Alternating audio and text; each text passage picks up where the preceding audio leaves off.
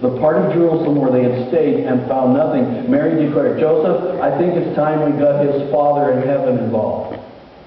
If anyone knows where Jesus is, he must." And they went to the temple. She had heard a voice before she recognized him as they made their way in past the groups of remaining pilgrims. Their attention was caught by a murmur of voices, and one rising over the rest, which seemed to pulse with light and love. She remembered thinking, "Now there's a coming teacher. He sounds nice." And then she had realized who was talking.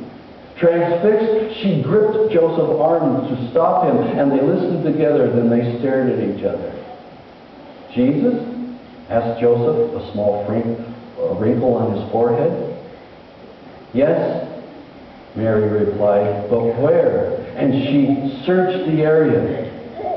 "There," she said, and headed to her left, cutting through the crowd like a knife through soft cheese. Joseph followed her path, arriving with her at the scholars' room to find Jesus in full flight, talking to the scholars and doctors of the law, impressing them with his complete knowledge of the law, and incidentally passing an impromptu, stringent oral examination by the religious authority in Jerusalem.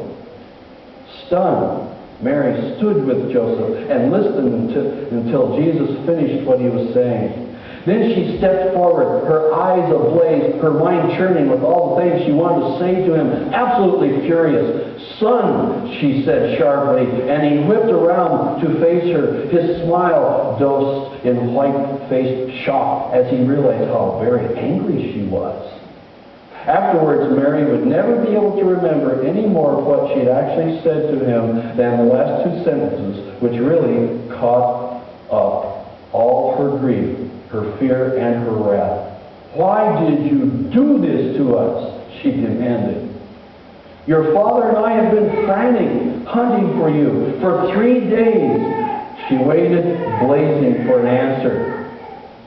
Jesus opened his mouth, took a breath, and closed it again, looking very much like the child who faced domestic disaster for something he'd never imagined, let alone intended.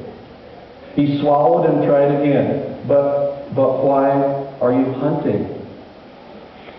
Didn't you know I have to be here in my Father's house, going about his business? Joseph intervened then, stilling Mary's rage with a hand on her shoulder. He gazed at Jesus seriously and shook his head in a tiny gesture, eyebrows flagging a warning. Jesus, eyes widening, gave an equal small nod, then dropped his eyes and said he was sorry to have worried them, asked their forgiveness, and waited. Mary's were just so worried joined Joseph's "Don't let it happen again, son," as they caught him in a hug that brought them all to somewhat damp smiles. Then he had turned to say goodbye to the graybeards.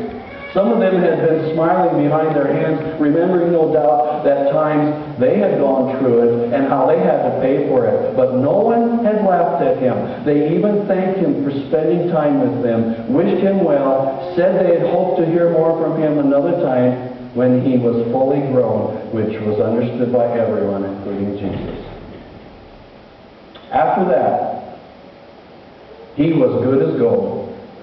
He was an excellent apprentice to Joseph, a proper help around the house, a quick learner in everything. Joseph had always been delighted with the way he had handled wood, and now with greater responsibility for the work of the shop, he was really pleased with his son. And then Joseph had died so suddenly. How that still hurt. It was dozens of years ago. Mary shook her head, her eyes blurring with tears she had thought long since shed. "Your best gift to me, Father, except for yourself and your son, of course."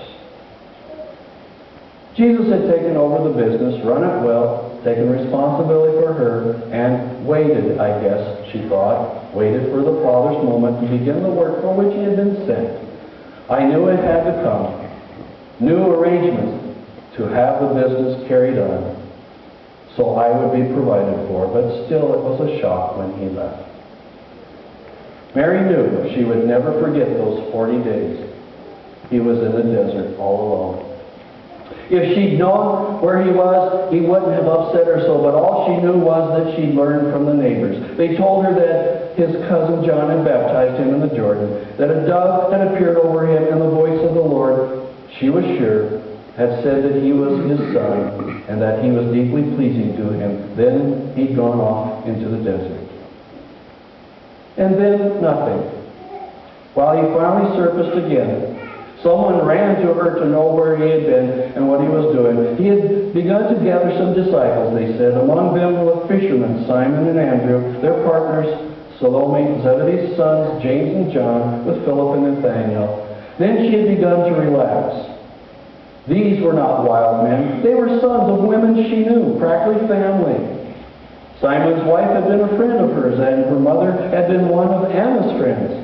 Salome was kin, close as a sister in their younger years, so that was all right. She remembered thinking he would be back. Nothing would really change. Nothing dangerous would happen. She laughed. If I'd only known. That was the beginning of the end of my quiet time between. Just as well I didn't, though. Just as well, too, that I didn't know what would happen at the wedding at Cana, and what would start before I spoke to him. I'd never have said a word. And then, where would we be? It wouldn't have changed a thing.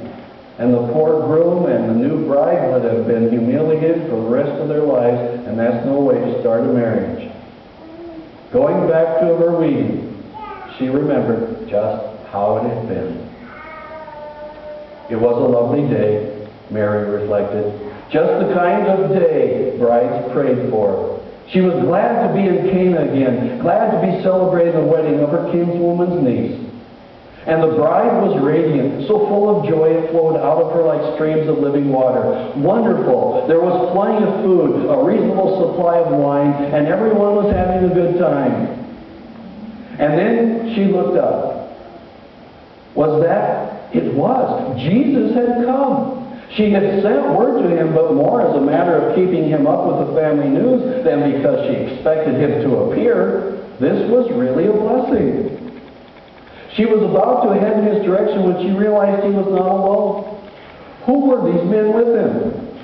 She thought she recognized John, Salome, and Zebedee's youngest, so that taller man who looked like him must be James. Were those other two, Simon and Andrew? They certainly looked like fishermen, skin leather-like when burned and very, very strong. So the others must be Philip and Nathanael. Well, if he wanted her to know them, he would set to introductions.